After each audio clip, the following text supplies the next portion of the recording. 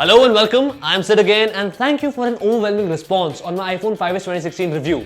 And today I would be reviewing another legend from the past. This time it's going to be Samsung Galaxy Note 4 on public demand. Now if you've forgotten about this device, Samsung introduced the Samsung Galaxy Note 4 in 2014 along with an Edge variant of it which has more or less the same specifications barring an Edge display which has some of its own features. However, since then Samsung has ousted two new generations of the Galaxy Note series, Galaxy Note 5 and the Galaxy Note 7. However, what makes Note 4 so alluring is that it is being sold at a very attractive price these days.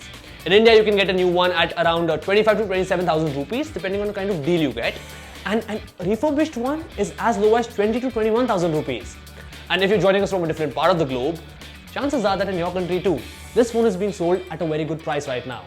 So, what I would be telling you today is in my review, whether or not Samsung Galaxy Note 4 is worth it for under $450 and more importantly, should you be buying the Galaxy Note 4 in 2016? It is going to be a jam-packed review. Let's just get started.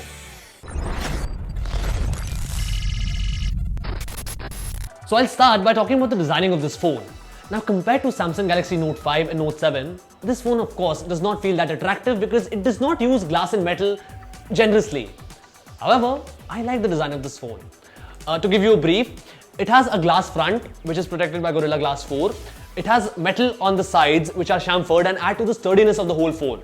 The back is not glass or metal, it is made up of fox leather which is plasticky.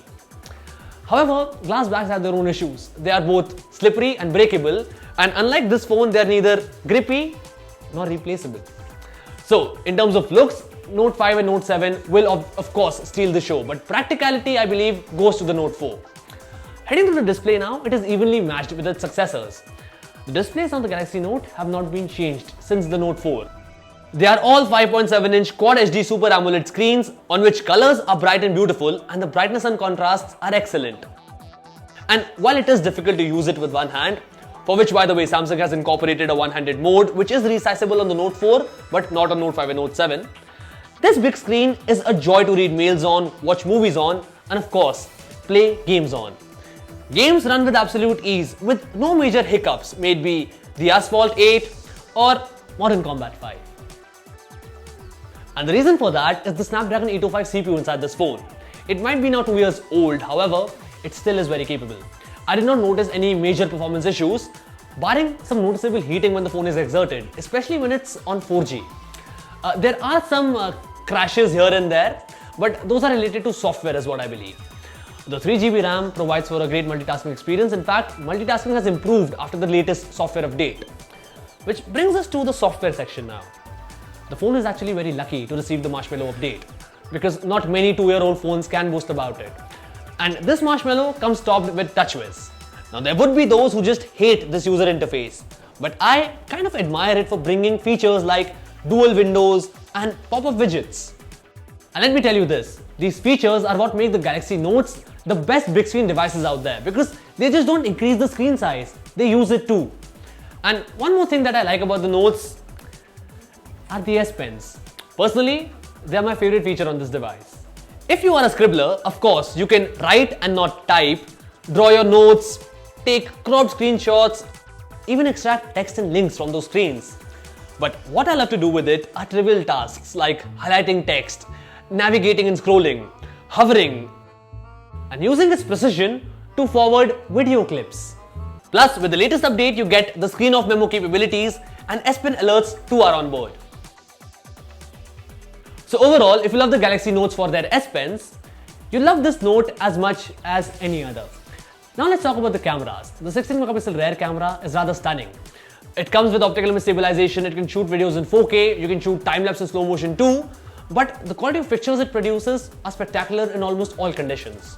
Day shots are well detailed, indoor shots are great, HDR mode works well too, and shots in the low light seem amazing. In fact, you won't notice much difference between the shots taken on Note 4 and the Note 5 for they are almost identical. Yet, the Note 7's camera is definitely better, especially without the lights. And since most of my pictures are selfies, the 3.7MP front camera is fine. Not excellent, but surely decent. And coming to the camera software, the viewfinder is very simple and intuitive and there are a lot of color filters, features and even editing modes for you.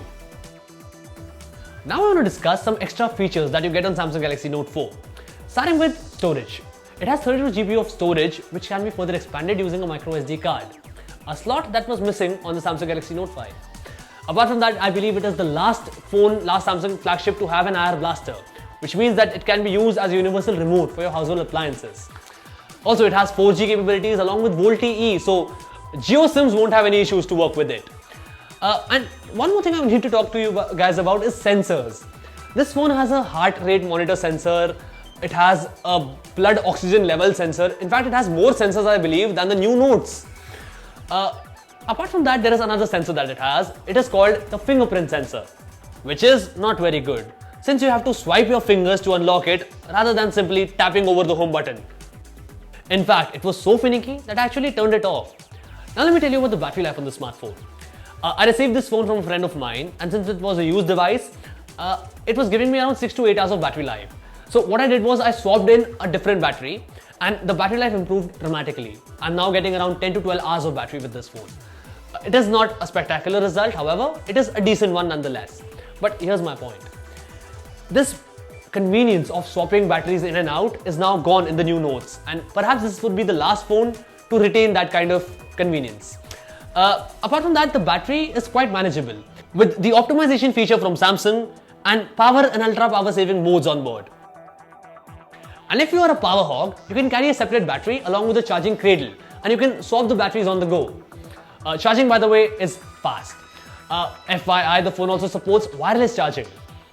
So now I believe I've given you an in-depth analysis of Samsung Galaxy Note 4, and now let me tell you in the verdict section whether or not you should be buying this phone. So, how's the phone? Well, you must not forget it was once a flagship, and it still is. May it be display, cameras or features. In fact, Note 4 is, I believe, a feature powerhouse. And what Galaxy Notes can do, no other smartphone in the market can do. There's a reason I call them the king of phablets, and the reason is that they don't just come with big screens. They come with an unparalleled experience too. But the question is, should you be buying this phone?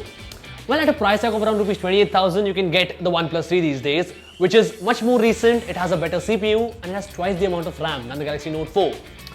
However, if you want a feature-packed phone rather than a power-packed phone, or if you want possibly the best display on a smartphone right now in town, or if you want to experience those Note features, those stylus actions at a discount, Note 4 is a good choice.